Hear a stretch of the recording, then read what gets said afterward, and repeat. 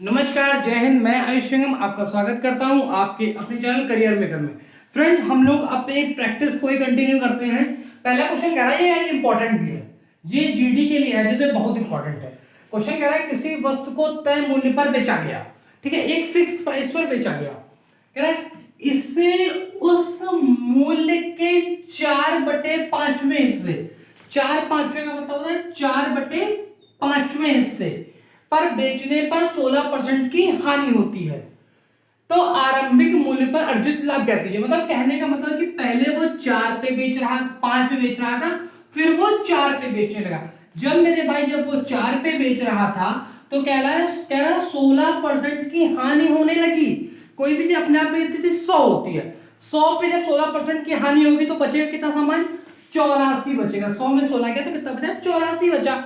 ठीक है, और कह रहा आरंभिक मूल्य पर अर्जित लाभ ज्ञात कीजिए। तो आरंभिक मूल्य कितना है, 5 है। कितना है, 5 है। तो एक की वैल्यू निकालोगे तो 84/4 और वैल्यू कितनी निकाली, 5 की। तो इससे काटोगे तो ये 21 बार में कट जाएगा, और 21 पंचे कितना होता है, 105।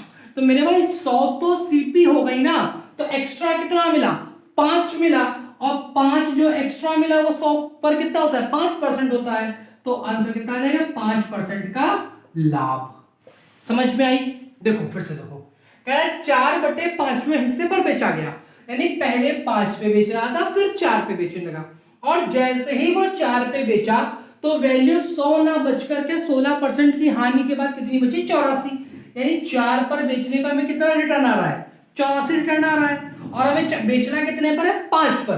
तो बेटा अगर 4 बराबर 84 तो 5 बराबर 84/4 इंटू 5।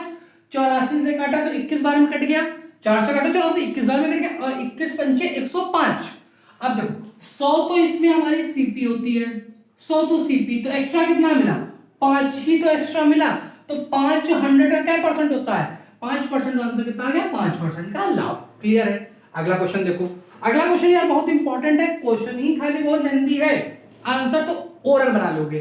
ठीक, इसको रब करेंगे, यहीं पे सॉल्व करेंगे। ठीक, कह रहा है एक सत्र के शुरुआत में कक्षा 6, 7, 8 में छात्रों की संख्या क्रमशः 120, 150, 180 थी।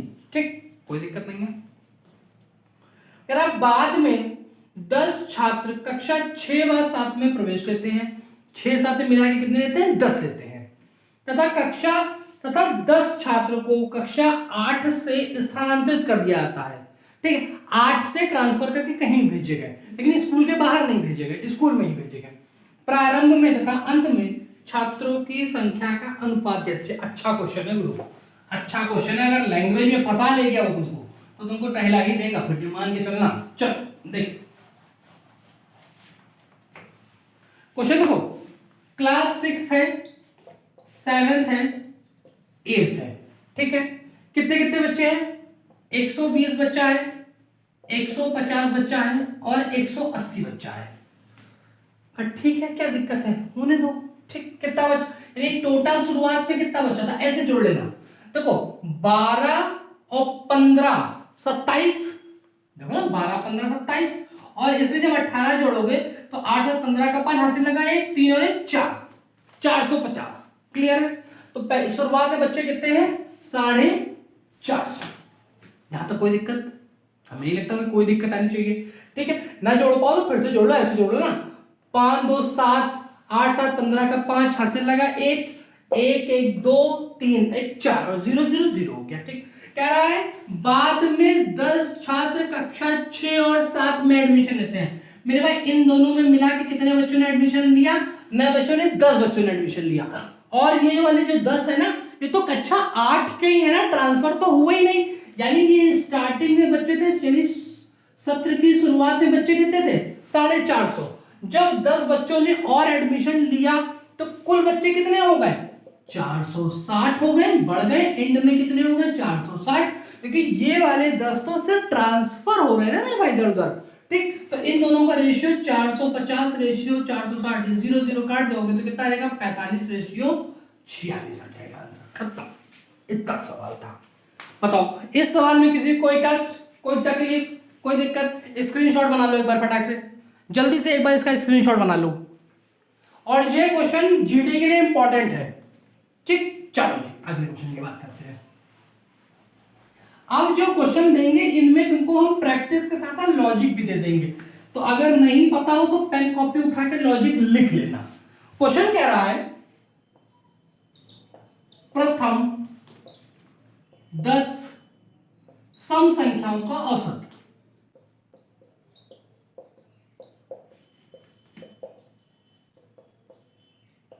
प्रथम 10 सम संख्याओं का औसत।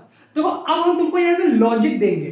देखो सम संख्याएं शुरू होती है 2 से, तो 2 8 सॉरी 2 4 6 8 10 12 14 16 18। देखो 10 हो गई हैं। 1 2 3 4 5 6 7 8 बीच में छूट गई लगता है, और सॉरी 20। ठीक, 2 2 4 2 6 2 8 तो 10 हो गई। 10 बोलो हाँ हो गई 10, क्या दिक्कत है, 10 हो गई। अब देखो औसत निकालने का एक तरीका तो ये होता है कि सबको जोड़ लो और जितने पद हैं उनसे भाग कर दो। तो ये तरीका लगाओगे तो मेरे भाई कब तक तुम जोड़ोगे, कब तक घटाओगे, बनाओगे। देखो एक तरीका होता है यदि पदों के मध्य का अंतर समान हो, और तुम देख लो सभी पदों के मध्य के अंतर 2 2 का अंतर आ रहा है, ठीक है, तो तुम्हें करना क्या होता है, अंतिम प्लस प्रथम बटे 2 करना होता है। क्या है, 20 प्लस 2 बटे 2, तो 20 2 22 बटे 2 कितना आ जाएगा आंसर, 11 आ जाएगा। बात समझ में आ गई, बात समझ में आ गई, कोई दिक्कत। अब सुनो, अगर वो कहेगा कि प्रथम 40 सम संख्याओं का औसत, तो क्या हम 40 तक लिखेंगे क्या जा करके, हम लिख पाएंगे क्या 40 तक, प्रथम 40 सम संख्याएं? पॉसिबल है? पॉसिबल ही नहीं है तुम 40 सम संख्याएं लिख सको। लेकिन एक प्रैक्टिकल बात देखो कि 1 2 3 4 5 6 7 8 9 और 10।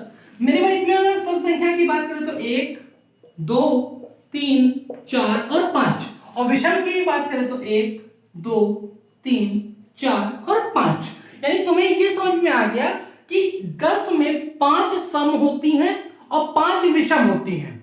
10 में 5 सम होती हैं और 5 विषम होती हैं। यानी जितनी हम जहां तक संख्याएं लेंगे उसमें आधी सम निकलेंगी और आधी विषम निकलेंगी। फॉर एग्जांपल ऊपर वाला, यानी 10 सम संख्याएं लेनी थी तो हमें कहां तक जाना पड़ा, 20 तक, क्योंकि 20 में आधी सम निकलेंगी और आधी विषम निकलेंगी। क्लियर है? तो अगर हम तुमसे कह दें कि प्रथम 40 सम संख्या, तो 40 सम संख्या कहां पे मिलेंगी जाके, 80 तक मिलेंगी जाके, क्योंकि जब हम 80 लेंगे तो उसमें 40 सम होंगी और 40 विषम होंगी। बात समझ पा रहे हो? और 40 तक कितनी सम होंगी, तो 40 तक 20 सम होंगी और 20 विषम होंगी। बात को पकड़ पा रहे हो ना? कैप्चर करो अपने आप को, हमको कैप्चर करो। देखो हमने क्या कहा कि अगर हम 1 से 10 तक चेक करते हैं तो इसमें 5 हमको विषम मिलती हैं और 5 ही हमको क्या मिलती हैं, सम मिलती हैं। यानी हम ये समझ गए हैं कि जितनी संख्याएं लेंगे उसमें आधी सम होंगी और आधी विषम होंगी। यही होता है ना मेरे भाई। तो कह रहा अगर प्रथम 10 सम संख्याएं हो, प्रथम 10 सम संख्याएं, यानी अगर हम 20 तक गिनती ले तो उसमें 10 सम मिलेंगी और 10 क्या मिल जाएंगी, विषम मिल जाएंगी। बात पकड़ में पा रहे हो ना? अगर हम तुमसे कहते हैं प्रथम 40 सम संख्याएं, तो पहली सम संख्या तो 2 होगी, लेकिन 40वीं सम संख्या कहां पे मिलेगी? तो तुमने सोचा कि 80 लेंगे तो 40 सम 40 विषम, तो 40वीं सम संख्या कौन सी बन जाएगी, 80 बन जाएगी। बात समझ में आ रही है ना? पकड़ पा रहे हो बात को? चलो अब देखो, अब तो क्या तुमको ये सब भी करने की आवश्यकता है मेरे भाई? ये सब भी करने की आवश्यकता नहीं है। कोई आवश्यकता ही नहीं है पता करने की। देखो तुमको एक एग्जांपल और दे देंगे, तुमको समझ में आ जाएंगी चीजें। हमने कहा प्रथम 5 सम संख्याएं, प्रथम 5 सम संख्याओं का औसत।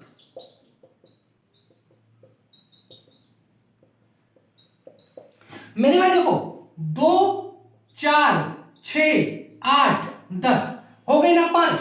अब हमें क्या समझिएगा कि पहली सम संख्या तो 2 होगी, लेकिन 5 सम संख्या ढूंढने टोटल कितनी होनी चाहिए, 10 होनी चाहिए। तो 10 में 5 सम और 5 विषम निकलेंगे, तो अंतिम कौन सी बन जाएगी, 10। तो इसका एवरेज निकालो, तो फर्स्ट प्लस लास्ट बाई 2, तो 2 और 10 12, 10 प्लस 2 कितना होगा मेरे भाई? 12। 12 का आधा करोगे तो कितना आएगा? 6 आएगा। अब तुमको यहां से लॉजिक मिल गया होगा एक कि जब 10 सम संख्याएं पूछ रहा था तो आंसर आ रहा था 11, जब 5 पूछ रहा है तो आंसर आ रहा है 6। यानी इसका मतलब है कि जब सम संख्याओं का औसत पूछेगा, सम संख्याओं का औसत, तो आंसर क्या था हमेशा? n+1। जहां पे n क्या होता है? पदों की संख्या होती है। n क्या होती है मेरे भाई? पदों की संख्या होती है।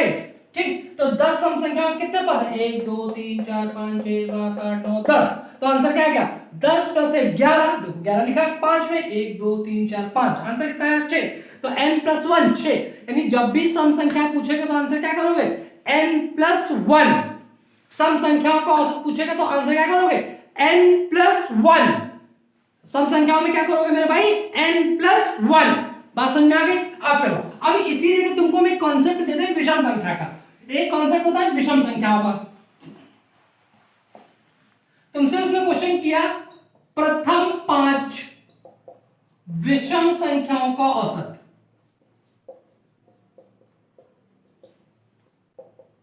इसमें भी तुम्हारा कॉन्सेप्ट बिल्कुल क्लियर हो जाएगी कि पहली विषम संख्या 1 होती है। इसमें तुमको लिख के दिखा देंगे, लेकिन आगे का तुमको कॉन्सेप्ट दे देंगे। 1 3 5 7 9। बात समझ आ गई? अगर कहते हैं प्रथम 10 विषम संख्या है तो पहली तो 1 होती, लेकिन अंतिम कौन सी होती? 19वीं होती, क्योंकि 10 विषम संख्या में कितनी गिनती लेनी पड़ेगी? 20 गिनती रहेंगी, जिसमें 10 सम होंगी और 10 विषम होंगी। तो इसका औसत निकालने के लिए क्या करोगे? फर्स्ट प्लस लास्ट बाई 2 कर दो। तो फर्स्ट प्लस लास्ट, तो 9 प्लस 1/2, तो 10/2 बराबर कितना आ जाएगा? 5 आ जाएगा। बात समझ में आ गई? अब देखो एक और लेते हैं। कह रहा है प्रथम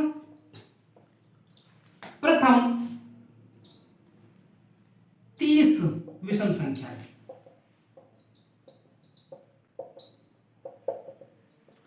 प्रथम 30 विषम संख्याओं का औसत। देखो पहली तो 1 होगी, अब 30 के लिए हमारे पास गिनतियां होनी चाहिए 60। 60 में 30 सम और 30 विषम, तो 60 से एक कम विषम कौन सी निकलती है? 59 निकलती है। कौन सी निकलती है?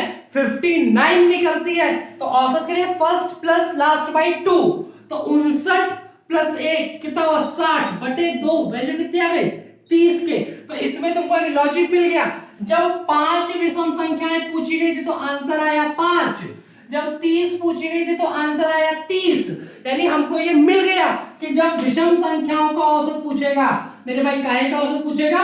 विषम संख्याओं का औसत पूछेगा तो आंसर आ जाएगा n, कि जितनी सम संख्याओं का पूछेगा वही आंसर। अगर 200 सम संख्याओं का पूछा होता, सॉरी 200 विषम संख्याओं का पूछा होता तो आंसर आता 200, क्योंकि 30 का पूछा है तो आंसर आया 30, 5 का पूछा है तो आंसर आया 5, 10 का पूछा हो तो आंसर आता 10। लेकिन अगर इसी के सम संख्याएं बोल देता कि सम संख्याओं का औसत ज्ञात कीजिए, तो प्रथम 5 सम संख्याओं का औसत, तो सम में क्या करते हैं? n+1, तो आंसर आता है इसमें 6, इसमें आंसर आता है 31, क्योंकि क्या होता है? n+1, तो 30 प्लस 1 कितना होता है? 31। कह रहे भाई लोग को समझ में आ रहा है कि हम फर्जी बगला रहे हैं? अगर आ रहा तो कमेंट सेक्शन में जाके लिख देना कि हमको आ रहा है। पेपर 10 जनवरी से है जीडी के। बौखलियाओ नहीं बैठे, बौखलिया आई कर रहे हो, सारे तारा वारा चले जाएंगे, समझो? बात समझ में आ गई? चलो अगला क्वेश्चन। इसमें अब देखो, अब शब्दों का खेल देखो, अब इसमें शब्दों का खेल। इसमें आगे कहेगा 10 तक विषम संख्याओं का औसत, 10 तक विषम संख्याओं का औसत। मेरे भाई अगर तुमने इसमें 10 टिक किया, चट्ट से गलत हो जाएगा, चट्ट ते नहीं मार दे खींच के तमाचा, वो वाला सीन हो जाएगा इसमें। ठीक है, चलो क्या कह रहा? 10 तक विषम संख्याओं का। मेरे भाई 10 तक कितनी विषम संख्याएं निकलेंगी? तो तुम कहो, लिखेगा प्रारंभ से 10 तक, या लिख देगा 10 तक, 10 तक ऐसे लिखेगा 1 से 10 तक विषम संख्याओं का औसत। तो मेरे भाई 1 से 10 तक कैठो विषम संख्याएं निकलेंगी? गिनती कितनी है 10, तो विषम संख्याएं कितनी निकलेंगी 5, क्योंकि 5 सम और 5 विषम, तो इसमें n बराबर कितना निकलेगा 5। करके देखो ना, एक निकलेगा, 3 निकलेगी, 5 निकलेगी, 7 निकलेगी, 9, कितनी निकली 3 2 5, कितनी निकली 3 2 5, याद कर लियो 3 2 5। तो इसमें औसत क्या बनेगा n+1, सॉरी इसमें फर्स्ट प्लस लास्ट बाई 2, तो 10 का आधा कितना होता है 5। तो मेरे भाई 10 तक कितनी निकलती है, इसका आंसर वैसे क्या आता है n आता है n। तुम्हें पता हो जाए कि विषम में आंसर क्या आता है n आता है, तो 1 से 10 तक विषम संख्याओं कितनी निकलेंगी 5, तो औसत कितना निकली 5, कितना निकली 5 निकली।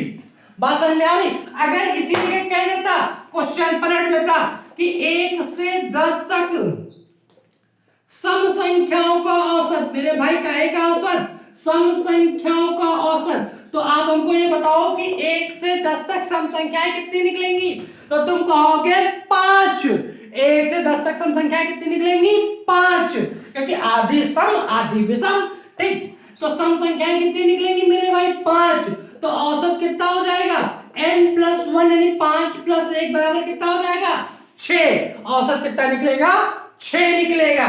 समझ में आ रहा है कि हम फर्जी पगला रहे हैं? कोई दिक्कत, कोई समस्या? चलो देखो, अब इसी तरह लैंग्वेज में फिर तुमसे खेलेगा। अब तुमसे कहेगा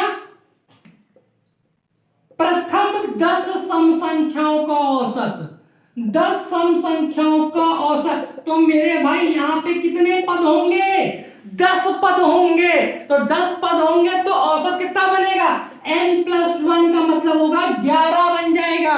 जब कहेगा 1 से 10 तक, 1 से 50 तक सम संख्याओं का औसत, तो 1 से 50 तक कितनी सम संख्याएं निकलेंगी, तो तुम कहोगे कि 1 से 50 यानी गिनती है 50, तो आधी सम आधी विषम, तो कितनी हो गई, तो तुम कहोगे कि 25 ठो सम निकलेंगी, 25 ठो विषम निकलेंगी। तो सम पूछेगा तो n+1 यानी 25 + 1 26, और विषम पूछेगा तो क्या आंसर आएगा 25 आएगा। बात समझ में आई। यहाँ पे कितना आएगा 11 आएगा, और यहाँ सवाल बदल देगा प्रथम 10 विषम संख्याओं का औसत, प्रथम 10 विषम संख्याओं का औसत, तो भैया n बराबर कितना दे रहा है 10, तो यहाँ पे औसत कितना आएगा 10, क्योंकि इसमें आंसर आता है 10, इसका आंसर आता है n और इसका आता है n+1। बात समझ में आ रही है? अत्ता चिल्ला डारा, अत्ता तो पराठे न खाए रहे, अत्ता चिल्ला डारा। हनुमान जी चलो आगे चले सवाल पे, चलो। गड़बड़ा नदी ने मारा झापड़ तो उड़ा दिया मैंने। बात समझ में आ रही है ना? कोई कष्ट तकलीफ कोई समस्या नहीं। अगला सवाल देखो, अगला सवाल क्या कहता है, देखो सवाल क्वेश्चन आएगा 40 के प्रथम 50 गुणजों का औसत ज्ञात कीजिए। आधे बच्चे तो सवाल देखते हैं हड़बड़ा जाएंगे कि 50 तक कहां, भाई दिमाग नाम की भी तो कोई चीज होती है कि नहीं होती है। देखो 40 का प्रथम गुणज 40 एकम 40, ठीक, 40 का द्वितीय गुणज 40 दूना 80, 40 तिया 120, तो अब सारे नहीं निकालने, dash dash dash dash dash 40 into कौन सा निकालना है 50, तो देखो 4 पंचे 20 और 2 जीरो और, ठीक। अब तुम देखो सभी पदों के मध्य का अंतर बराबर आ रहा है ना, देखो सब में 40-40 का अंतर आएगा, क्योंकि 40 का पहाड़ा ही तो चल रहा, तो इसमें क्या करोगे फर्स्ट प्लस लास्ट बाई 2, तो क्या करोगे 2000 प्लस 40 बटे 2। अब होशियार आदमी सुनो, चाहे तुम जोड़ के 2 का डिवाइड कर देना या 2 का अलग अलग डिवाइड करके जोड़ दो, एक ही आंसर आएगा। देखो जब इसको जोड़ोगे तो ये आएगा 2040 बटे 2, तो आएगा 1020, ये आंसर आएगा। हम यहाँ काट के दिखाते, देखो इसका आधा करोगे तो ये हो जाएगा 1000 और इसका आधा करोगे तो ये हो जाएगा 20, 1020 बराबर कितना होता है 1020, खत्म हो गया सवाल।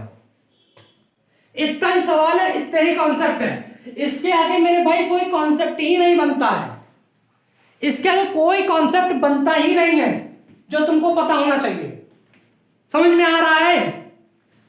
देखो अब अगली बार जो लाएंगे, नेक्स्ट प्रैक्टिस जो लाएंगे उसमें एडवांस लेके आएंगे, ठीक है, एडवांस का ज्योमेट्री पोर्शन लेके आएंगे।